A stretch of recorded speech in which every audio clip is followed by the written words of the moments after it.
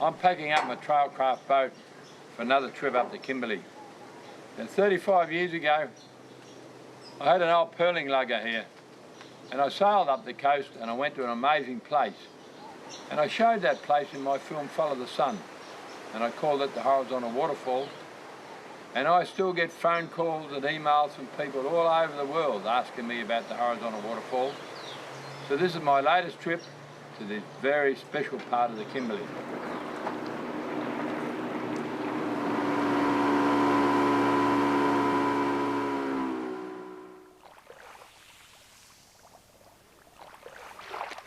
Just over here, there's some mullet that have just hit the surface feeding. Just see if I can get one.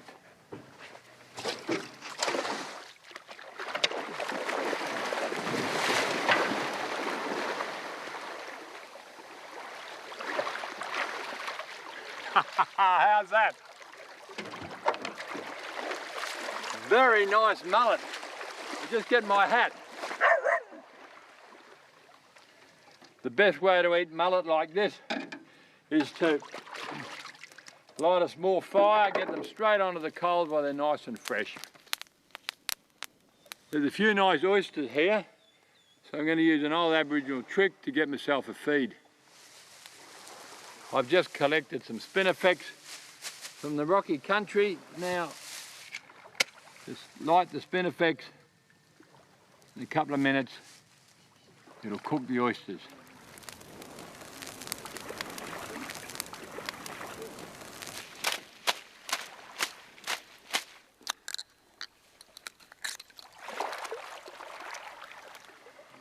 And there we have cooked oysters. And aren't they sweet? And this is where BHP made all their money, at the top end of King Sound on Cockatoo and Coolan Island. You can see here this incredibly pure iron ore. If you get 2 pieces of it, they tell me that it's so pure you could just run a weld along here and it will weld together.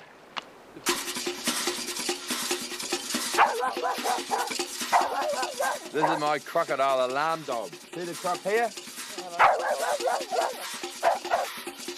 We're stuck on this high reef waiting for the tide to come in. Just have a quick cup of tea on the old Primus. Once there's enough water across this reef, straight down to the Horizontal Waterfall.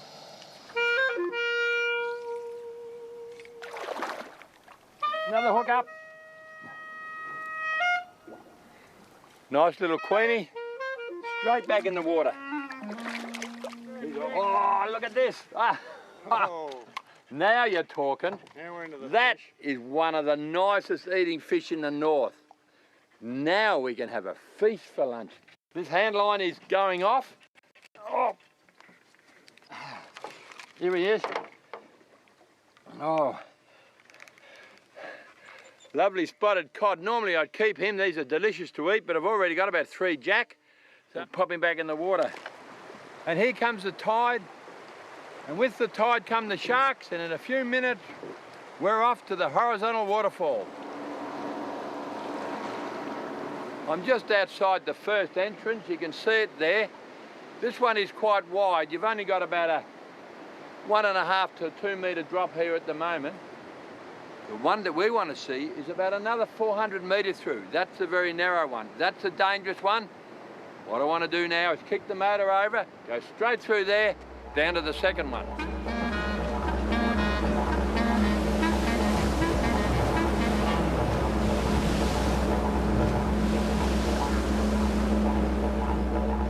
Well, we tried to film coming through there, but the cameras just got smashed up, the boat spun around. This really, to me, is one of the most spectacular places in the whole of Australia. Now we've got to go down to the second one. This is early the next morning, and the tide is now coming out. I have never seen anything like this. It's still shadow in there, but there's about a 12, 14 foot, so about a 4 metre drop. The power in there is unbelievable. It's all quiet now. We're just about to drift through on the change of tide. Just have a look how flat this is. Only 3 hours ago, there's a 4 metre drop there. We're going inside now to film it from in there.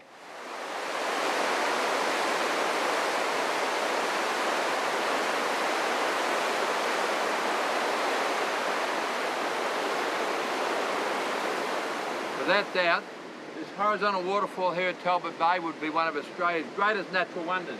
We've got 11.5 metre tide coming in here at the moment, and when you take the boat out in that white water, it is the ultimate adrenaline rush. I've got to be a little bit careful here because I've got a back current taking me down there, and it's time for me to get out of here.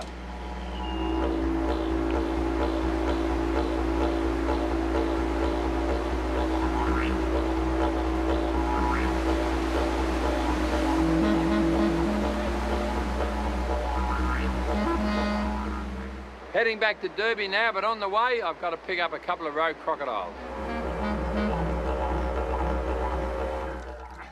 Oh, just have a look at this mackerel. This would be the most remarkable fish that I've ever caught in my 40 years on the Kimberley coast. We're just motoring into the bay here.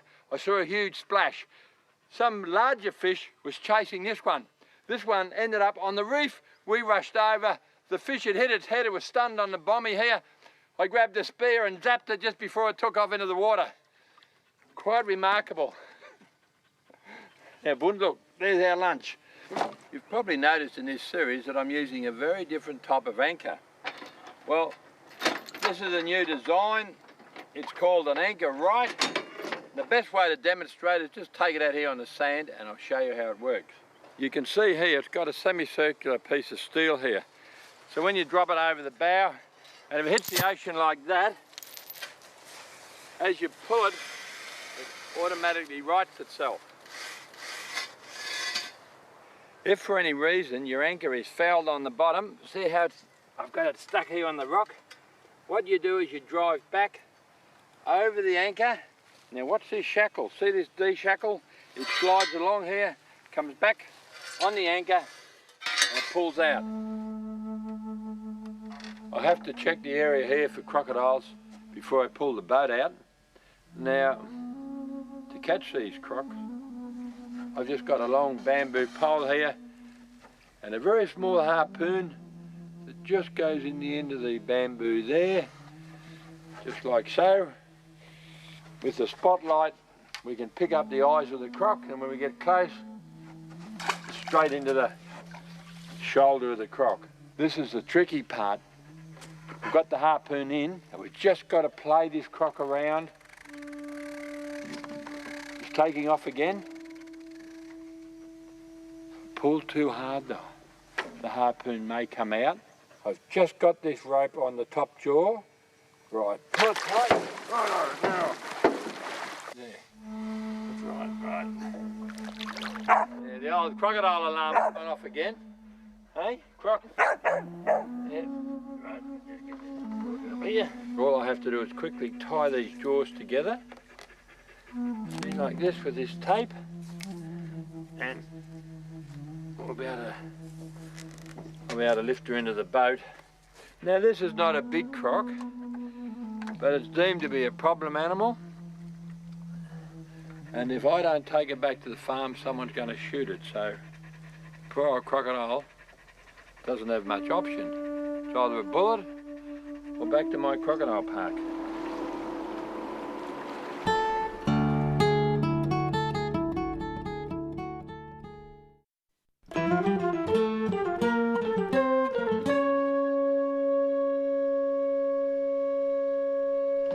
Next is to make the scones I've been talking about. So it's 2 cups of self-raising flour, and when it's sievered, that aerates the flour, makes the scones a lot lighter. About 1/4 teaspoon of salt. Now out here we don't have a teaspoon, so that's about 1/4 teaspoon. And milk. Righto, now about 1 cup of milk. So I've got powdered milk, so we just drop that in there. That's about 1 cupful. Righto, now we don't always have this luxury out in the bush. The butter, so I've got melted butter. To make really good scones you do need the butter. Right, we drop that in there. Now, a little bit of a bonus. Put some sultanas in there. There we are. Because it was powdered milk, I have to add some water. Yes, warm water. Mix that up for a minute or two. Dry flour out on the table. Put the mix in there, in onto that flour. Just knead it up just lightly. Just a little oil in the bottom of the camp oven. And it's best to preheat the camp oven so it's nice and hot. Just put the lid back on and I'll cut up these scones. Into the camp oven. Little bush brush, and I'm just going to glaze the top of these scones onto the coals for about 10 to 15 minutes.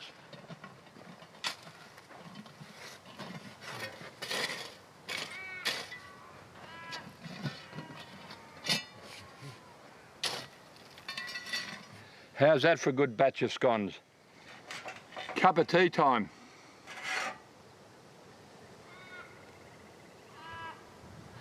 Take it away. When you're out in the bush for weeks at a time, it's often really good to have something different, something a little bit sweeter. So what I'm going to make up here is a nut and raisin cake. And this one's particularly good for the bush because you don't need eggs and you don't need butter. Right, the first thing is flour, 2 cups of flour. A tablespoon of caster sugar, a small quantity of mixed spices, mix it in there. Now I'm going to add the sultanas and the raisins. Just break them up. In they go.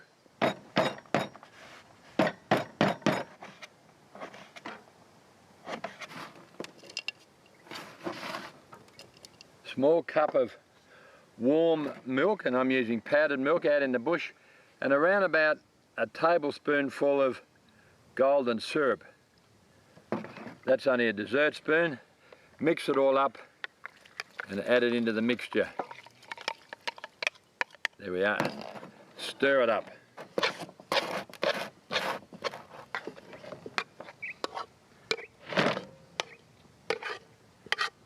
I'll put it on the coals for about 40 minutes.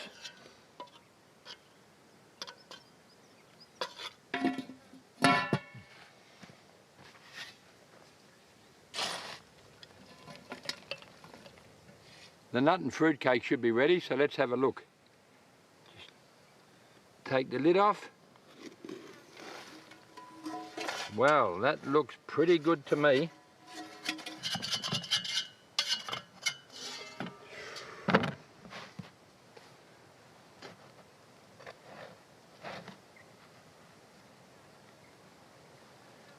A really good way to knock up a feed in the bush is what I call my version of a Johnny cake. A couple of cups of self-raising flour in a container, bit of salt, some milk, dry milk out in the bush, and a few sultanas if you like. You don't have to put the sultanas in, and make a real sloppy mix. And that's just about ready to pour into the frying pan. Plenty of oil. This is the only disadvantage of cooking like this, is you need a fair bit of oil out in the bush. Get the oil fairly hot, keep it away from the flame, and just pour your mixture in there, right round. When that's cooked underneath, I've got to turn it over. A little bit of golden syrup, and that is a really good snack. Now, if you don't particularly enjoy making your bread in a camp oven on the open fire, this could be the answer. We've got here a bread maker, only a small machine. Now, to drive it, we need an inverter. This is a 600 watt inverter. All I have to do is connect up to the 12 volt onto the positive and the negative. Now, this little box here will convert the 12 volt to 240. Oh, this looks pretty good. Easy baked bread mix. Pumpkin and chives. Right, so it's just a cup of water into there. It's about 1 1/4 teaspoons of yeast in there, and 3 cups of flour. One of the great advantages of working out in the bush, of course, if you drop anything on the floor, on the ground, you don't have to worry about sweeping it up. Right, there's our third one. And there, make sure that that's down, close it, switch it on. Selection here, just away we go, and come back in 3 hours, we'll have a perfect loaf of bread. These bread makers do draw quite a bit of power, so you have to be very careful that you don't flatten your battery. So about every half an hour, just start your motor for 4 or 5 minutes, idle it, make sure when you're finished that your battery's not down. What about that?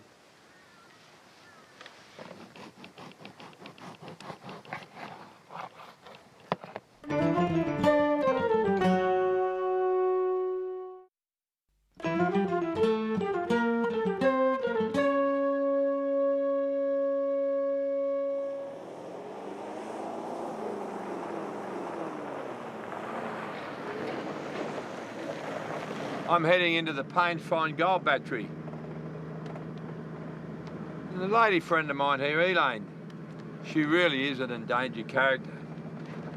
In fact, she's the only woman in Australia that works a gold battery. A gold battery is basically where they smash up the rock to get the gold out. Not only is Elaine an endangered character, this is virtually the last of the old gold batteries that's still working in the whole of Australia. How's it going? Oh, flat out. Good to see you. Hey, flat out? Yeah. Yeah, you busy? Yes, Yeah? always busy. You want a bit of crushing? Yes, yep, Hey? yep. Oh, that's better. Yeah, Now you can hear me.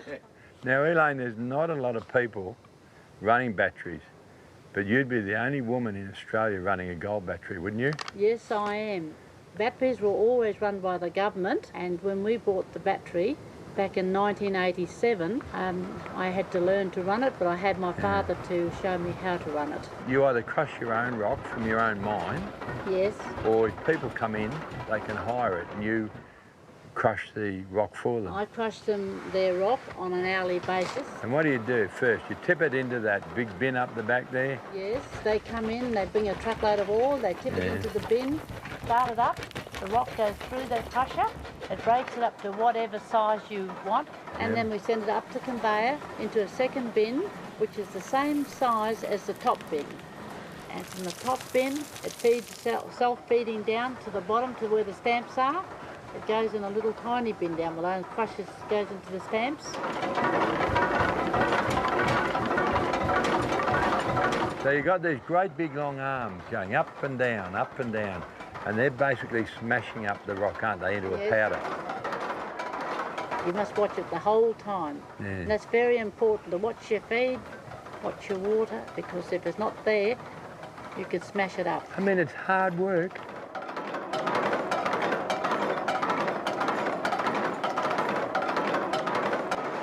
I'm a prospector. Yes. I come in with, say, 100 tonne of rock. How much gold would I have to get out of 100 tonne of rock to make it worthwhile? Well, you'd need at least 12 grams to the tonne. 12 grams to the tonne. Yes, at least. So if I came in with rock that was sort of, had 2 or 3 ounces in it, I'd be rich, would I? If I had a secret. You'd be rich. Yeah, You'd 2 or definitely 3 be rich. ounces of gold Oh, per tonne of rock. well, that'd be 200 or 300 ounces, wouldn't it? That'd be fantastic. Which is about $150,000. Wow. So once the rock is a nice fine powder, Yes. it goes into the box Yes. and you squirt water through there, and do you do anything else? Yes, every hour we put mercury in the box, and while it's churning up and down, the mercury amalgamates the big gold, which stays in the box. Right. And then only the very, very fine gold is forced out through that screen with the water. The pressure of the water forces out the very fine gold. And then it goes out onto that big table. Yes. And that table is a copper plate which we coat with mercury. The reason we do that is that mercury sticks to copper, gold sticks to mercury. I learned this at school and I never knew why. Now I know why, if you ever have a gold battery.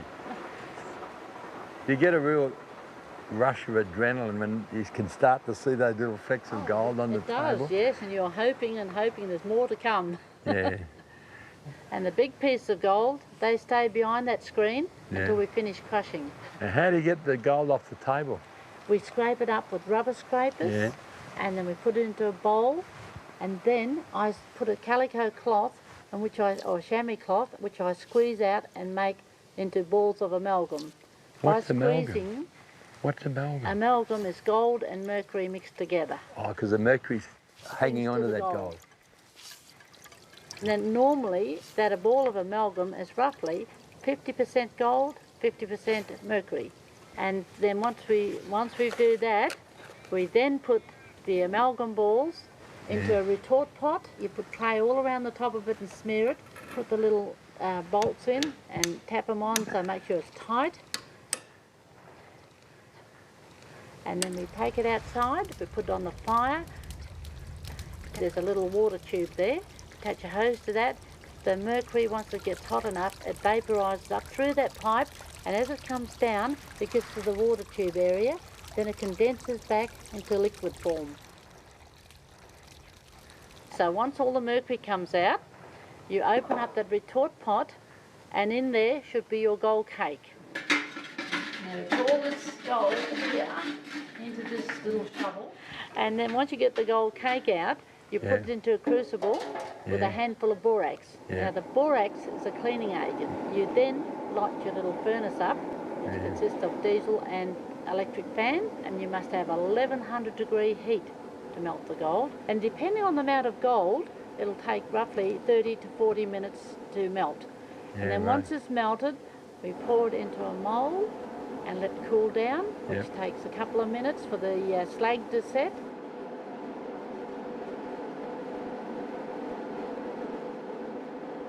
Once the slag's set, I tip it out, tap the slag off, and then you tip it in acid and water to clean the gold. Now it's in water, and cool it down.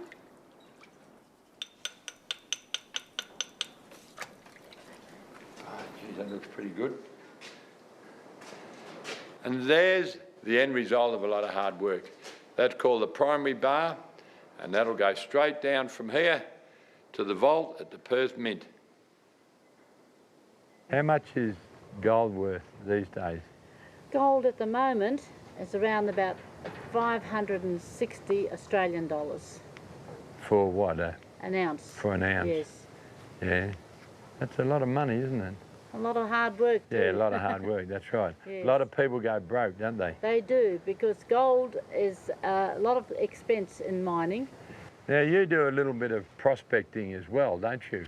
Yes, I go out and metal detect. Yeah. And sometimes I find petrol money, sometimes I find a bit better. Something here? there, something there. Coming down here, where? Yes, something What, big. in about this area here? Yeah, yeah, Eh? yeah. I wouldn't know. Yeah, round about here. Yeah. Can I just have a listen? Yep. What? Yeah, let me just... I can hear that. It's a funny noise. Fairly big.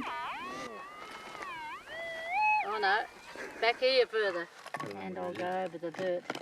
That's humming? No, You, no. you just keep detecting for it. Yeah, yeah. It's big. Oh, There it is. oh, Is that gold? oh, yes. Eh? Where is it? Give me a look. Are you fatty? You can see it here, there now. Look. Hey, that's all that. That's all gold. gold. But it's not a whole lump of gold. It's only, what's that in? A bit of quartz. Oh, that's made my day.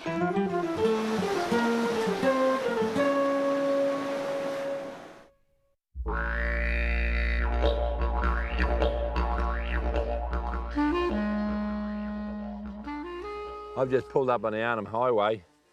Have a look at the map. Now, Darwin down there to the west.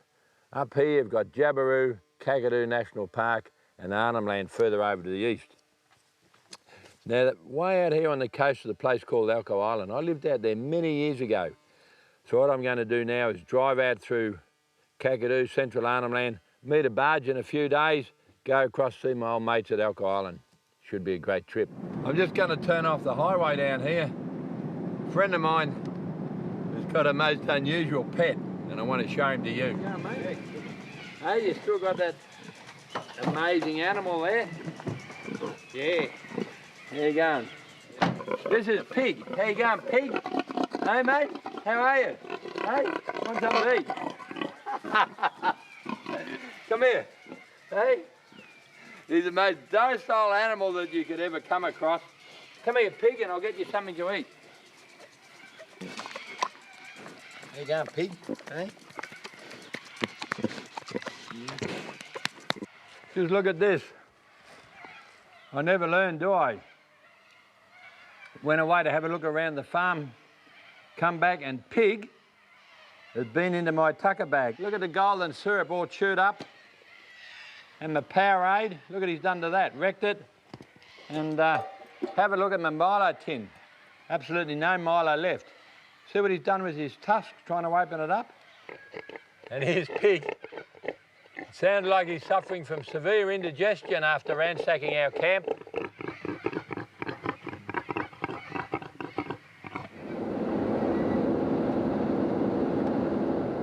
I've just come off the Arnhem Highway by about 50 k's. I've come to a place called Shady Camp. On my right here, that's all salt water. They've built a barrage here. So beyond the barrage, it's all fresh water. I've hired a dinghy, and this is one of the best places to see big saltwater crocs.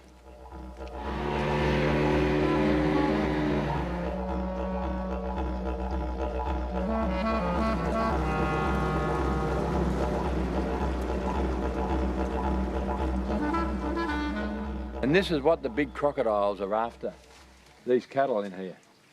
These are all stations, privately owned. There's been 5 head of cattle taken here just in the last 2 or 3 weeks.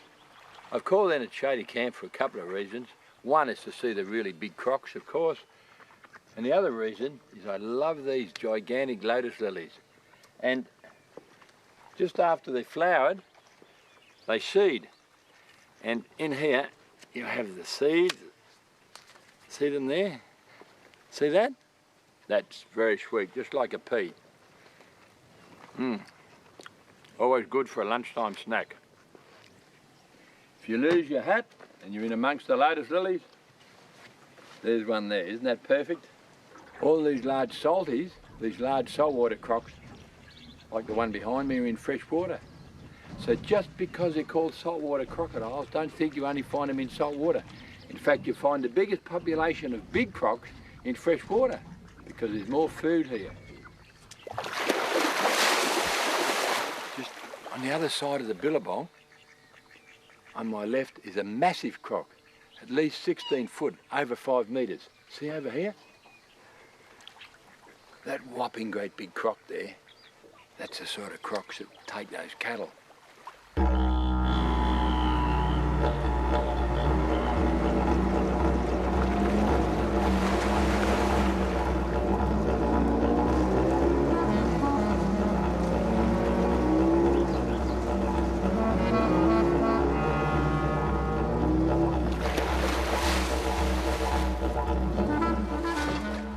Become very overcast. It feels like rain. The mosquitoes are out. I've got the long pants on. So I'm going to go for a walk, see what I can find. For over 100 years, this country east of Darwin was called the Buffalo Plains.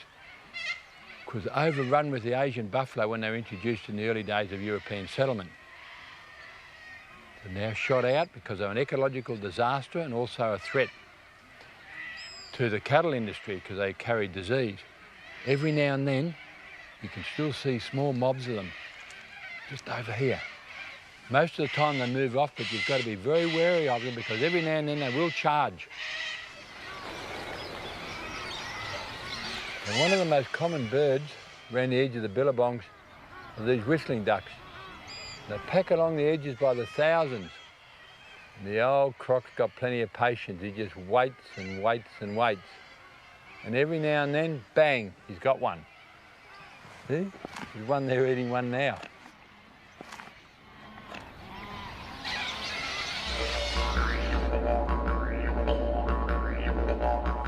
I'm now in the heart of Kakadu, and this is Obiri Rock right here.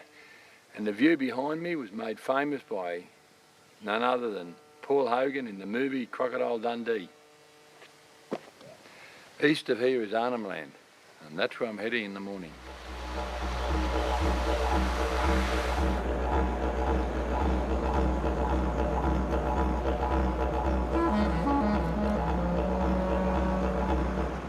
As you can see, you don't come into Arnhem Land without a permit.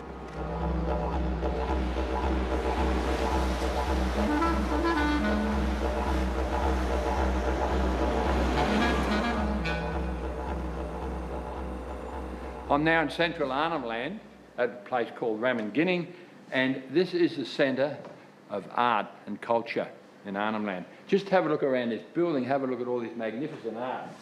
Normally, these paintings are painted on bark, but it's the wrong time of the year, so now, for convenience, you can get a traditional painting on canvas. See that? So it's a lot easier to transport it. So if anyone is interested in this artwork here, perhaps the easiest way is to contact me on my webpage or just write to me at the Crocodile Park at Broome. And this is what brought me to Arnhem Land over 40 years ago, to work with the Aboriginal people. And they're going to have a cattle station here, so we built these stockyards in the bush. And this is where I shot my first film, started here, across the top. I'm a little bit sad because the cattle station is gone and the stockyards are burnt out. Just memories for me now, but anyway, I'm heading for Elcho Island, so from here I'll drive down to the barge landing.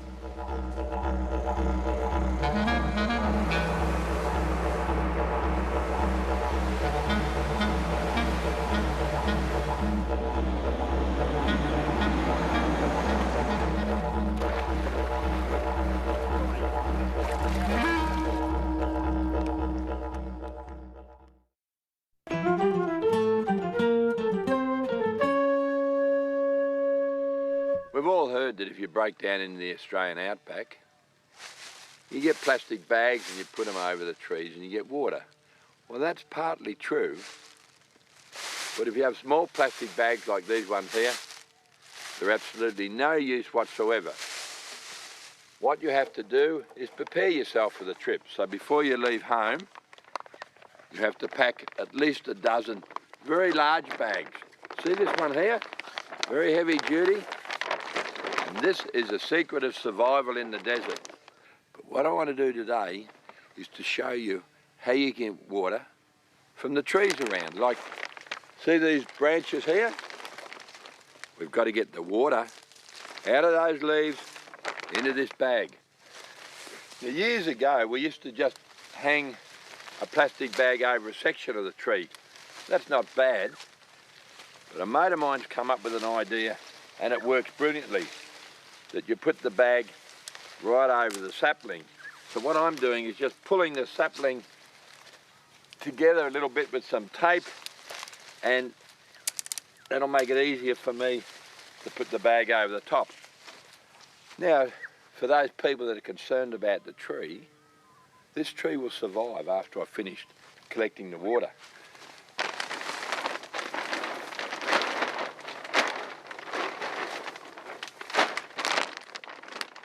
Once the plastic bag's right over the tree, the next thing is to seal it completely around the trunk here.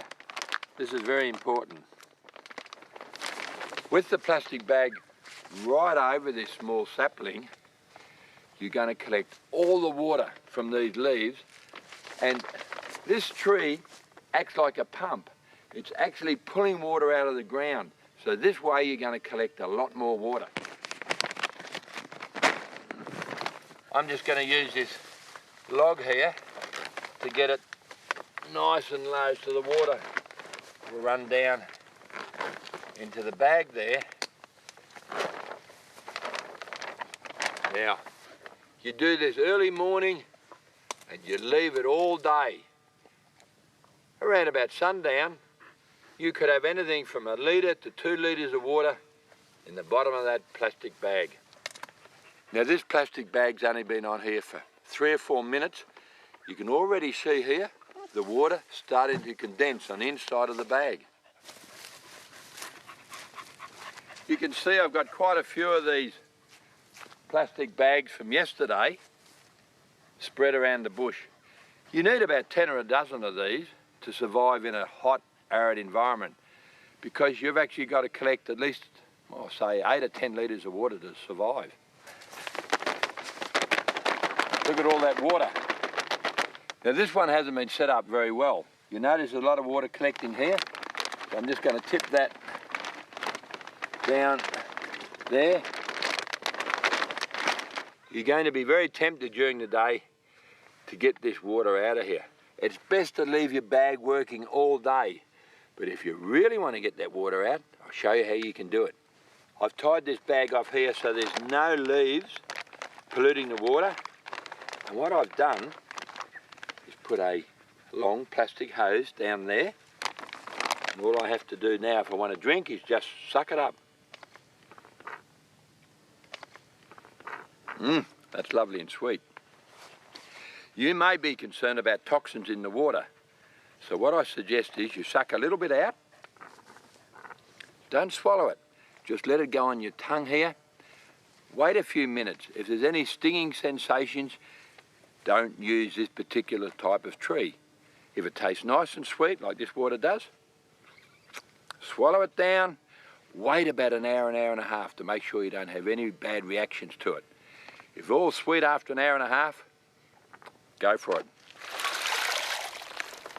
There is another way to get water out of the ground and out of plants, and that's to make a solar still. Now, solar still needs a lot more energy, and it's probably not as quite as efficient as the bags over the tree, but it's worth knowing how to do it. So what I need is a hole around about 1 metre in diameter there, and about 1/2 metre deep.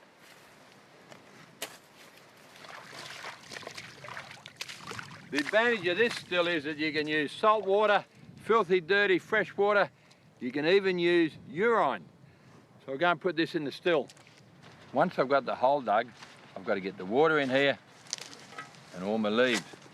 Now I've just picked up a couple of pieces of old plastic. I'm going to line the bottom of the hole with this and a bag here to hold the water. And then I'm going to put all the leaves in right round on top of that. Now I'll just put my water in the plastic.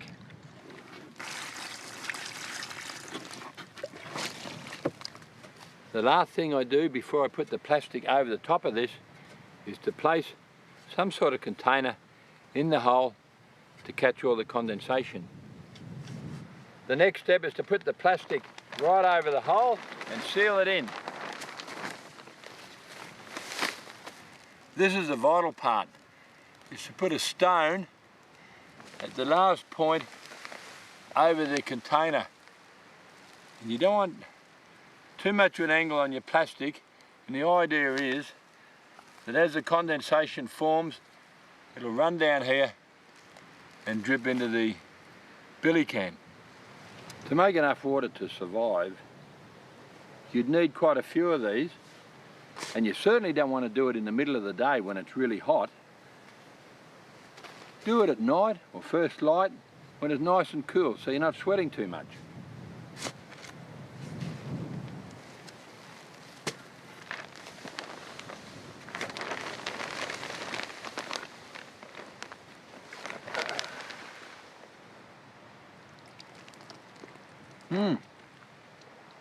That's pretty good. There's about 1/2 litre in there. So if you're going to survive out here, as I said earlier, you'd need quite a few of these.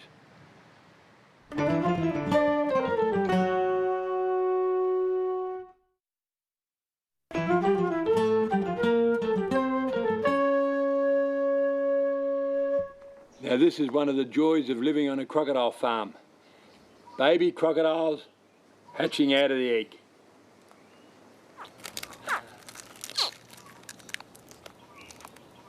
These crocs are incubated at 32 degrees Celsius, so they're all males. Right on the tip of the nose, they have a little egg tooth. So they use that to push through the inner and outer shell, and then they just pop out of the egg. I've seen this thousands of times, and every time I see it, I get just as excited. And now that's a miniature adult crocodile into the water.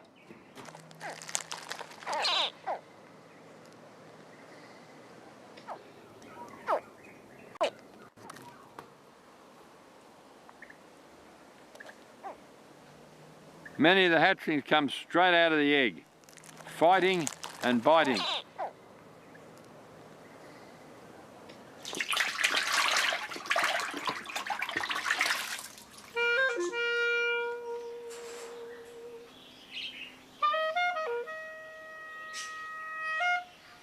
This is one of my very special mates.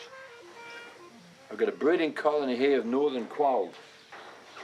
These come out of the country just near Kakadu.